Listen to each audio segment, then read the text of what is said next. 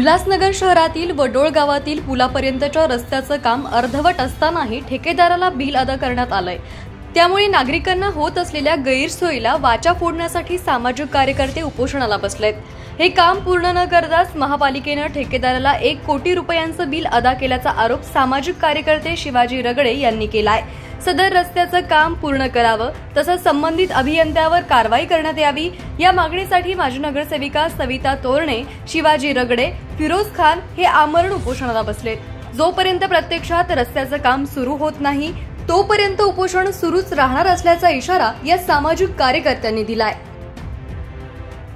कि वडलगांव पुल के सामने का जो रास्ता है वो 2 साल पहले उसका टेंडरिंग हुआ था। 2 साल पहले ठेकेदार ने वो रास्ता खोदा था, लेकिन प्रत्यक्ष रूप पर उसका काम शुरू नहीं हुआ। इसका कारण ये है कि उसकी चौड़ाई को लेकर ग्रामस्थ और प्रशासन के बीच कुछ विवाद था। वो विवाद तो हल हुआ नहीं, लेकिन अभी तक 2 बरसातें हो गई, 2 साल हो गए, काम शुरू नहीं हुआ। उस सेंट जोसेफ स्कूल में 2000 के आसपास बच्चे पढ़ते हैं। वडलगांव में 2 से 3 हजार का पॉपुलेशन है। वो जाने वाला एक ही रास्ता है।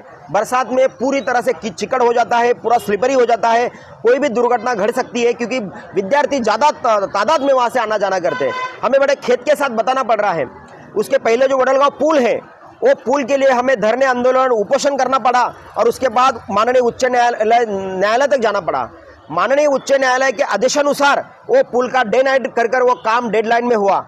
आज हमें फिर आंदोलन का रुख अपनाना पड़ रहा है क्योंकि ये प्रशासन और ये ठेकेदार इनकी मिलीभगत से रास्ते का काम डिस्प्यूट में रखड़ा रहा। इसका फायदा उठाकर काम पूरा होने के पहले ही ठेकेदार अपना बिल लेकर यहाँ से पसार हो चुका है। अब ठेकेदार ने हाथ खड़े कर दिए।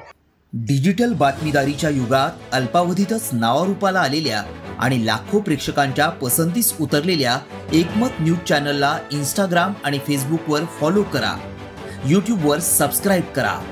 एकमत न्यूजशी संपर्क साधण्यासाठी 6384040404 या क्रमांकावर कॉल करा। बातमी म्हणजेच एकमत न्यूज।